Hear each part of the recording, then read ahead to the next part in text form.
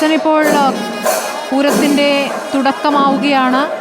തിരുവമ്പാടിയുടെ കൊടിയേറ്റ് നേരത്തെ നടന്നു. ഇപ്പോൾ പാറമേക്കാവിൻ്റെ കൊടിയേറ്റ ചടങ്ങുകൾ മുന്നേറുകയാണ്. എന്താണ് ഇപ്പോൾ ഈ ചടങ്ങിലെ വിശേഷങ്ങൾ?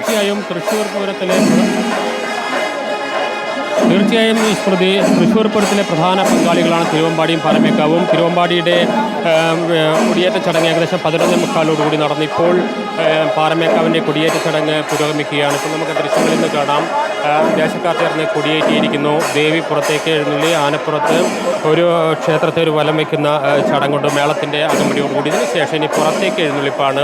വലിയ മേളത്തിൻ്റെ അകമ്പടിയോടെ നടക്കുന്ന പുറത്തേക്ക് എഴുന്നള്ളിപ്പ്. ഇതിനെല്ലാം കാണുന്നതിനും ഈ പൂരത്തെ നെഞ്ചേറ്റുന്നതിനും വേണ്ടി ഇവിടെ പാറമേക്കാവ് ക്ഷേത്രത്തിൽ എത്തിച്ചേർന്നൊരു 100 കണക്കിന് ആളുകളാണ്, പൂരപ്രേമികൾ. അതുപോലെ തന്നെ ഈ പാറമേക്കാവ് ദേശക്കാർ, അങ്ങനെ തുടങ്ങി എല്ലാ വിഭാഗം ആളുകളുടെയും ഒരു പരിപൂർണമായ ഒരു സംഗമഭൂമിയായി മാറുകയാണ് സത്യത്തിൽ പാറമേക്കാവ് ക്ഷേത്രനട. അല്പം മുമ്പാണ് പാറമേക്കാവ് ക്ഷേത്രത്തിലെ കൊടിയേറ്റ ചടങ്ങുകൾ പൂർത്തീകരിച്ചിരിക്കുന്നു. ഇപ്പോൾ എഴുന്നള്ളിപ്പ് നടക്കുകയാണ്. വളരെ പ്രധാനപ്പെട്ട ഒരു കാര്യം എന്ന് പറയുന്നത് 8 ഘടകക്ഷേത്രങ്ങളിലെ കൊടിയേറ്റ ചടങ്ങുകൾ ഇപ്പോൾ പൂർത്തീകരിച്ചിരിക്കുന്നു. ഇപ്പോൾ ഈ തൃശ്ശൂർ പൂരത്തിൽ മൊത്തം 10 ക്ഷേത്രങ്ങളാണ് പങ്കാളികളായിട്ടുള്ളത്. അതിൽ പ്രധാന പങ്കാളികൾ എന്ന് പറയുന്നതാണ് തിരുവമ്പാടി പാറമേക്കാവ് ദേവക്ഷേത്രങ്ങൾ. ഈ 2 ക്ഷേത്രങ്ങളിലെ കൊടിയേറ്റ ചടങ്ങ് ഇപ്പോൾ പൂർത്തിയായി.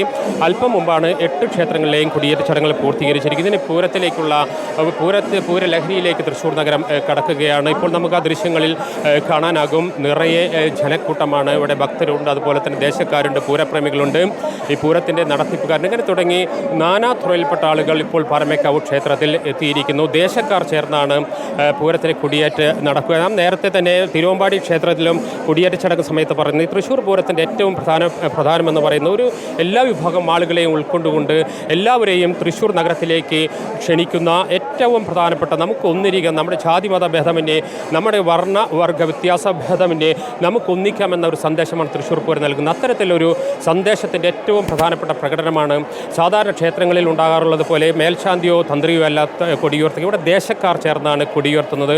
അത്തരത്തിൽ ദേശക്കാരുടെ വലിയ കൂട്ടായ്മ, അതുപോലെ തന്നെ പൂരപ്രേമികളുടെ കൂട്ടായ്മ. തൃശ്ശൂർ നഗരം എന്ന് പറയുന്നത് സർവ്വമത സംഗമ ഭൂമിയാണ്. അത്തരത്തിൽ എല്ലാ മതവിഭാഗങ്ങളെയും ഉൾക്കൊള്ളിച്ചുകൊണ്ട് പൂരം ഏറ്റവും ഭംഗിയായി നടത്തുന്നതിന് വേണ്ടിയിട്ടുള്ള എല്ലാ ഒരുക്കങ്ങളും പൂർത്തീകരിച്ചിരിക്കുന്നു. ഇനി നിങ്ങൾ തൃശ്ശൂർ നഗരത്തിലേക്ക് ഒരു പൂരം ആസ്വദിക്കും. പൂരം ഈ വരുന്ന ദിവസങ്ങളിലെല്ലാം ഓരോ ചടങ്ങുകളും, പൂരത്തിൻ്റെ ഓരോ ചടങ്ങുകളുമുണ്ട്. ഇതിൻ്റെ ഏറ്റവും പ്രധാനപ്പെട്ട ചടങ്ങ് എന്ന് പറയുന്നത് ഒരു മെയ് 6-ാം തീയതി നടക്കുന്ന പൂരമാണെങ്കിൽ ഈ വരുന്ന ദിവസങ്ങളിലെല്ലാം തന്നെ സത്യത്തിൽ തൃശ്ശൂർ പൂരം ആരംഭിച്ചു കഴിഞ്ഞു, കൊടിയേറ്റോടുകൂടി ആരംഭിച്ചു കഴിഞ്ഞു. അതിനുവേണ്ടിയുള്ള എല്ലാ ഒരുക്കങ്ങളും പൂർത്തിയായി കഴിഞ്ഞിരിക്കുന്നു. ആനകളും മേളങ്ങളും കുടകളും തുടങ്ങി സർവ്വ സംഗമ ഭൂമിയായി മാറുന്നു മെയ് 6-ന്. അതിലേക്കുള്ള ഒരുക്കങ്ങളെല്ലാം ഇതിനകം പൂർത്തിയായിരിക്കുന്നു. മെയ് 4-നാണ് സാമ്പിൾ വെടിക്കെട്ട് നടക്കുക. ഇപ്പോൾ നമുക്ക് ആ ദൃശ്യങ്ങളിൽ നിന്ന് കാണാം, കൊടിയേറ്റ ചടങ്ങുകൾ പൂർത്തീകരിച്ചിരിക്കുന്നു. ഇനി അല്പസമയത്തിനകം തന്നെ പാറമേക്കാവ് ക്ഷേത്രത്തിൽ നിന്നുള്ള പുറത്തേക്ക് എഴുന്നള്ളിപ്പ് ആരംഭിക്കും. സ്മൃതി. ശരി ജേസൺ, ഇപ്പോൾ പൂരത്തിൻ്റെ ഒരുക്കങ്ങളുടെ തുടക്കമാണ് ഇപ്പോൾ കാണാനാകുന്നത്.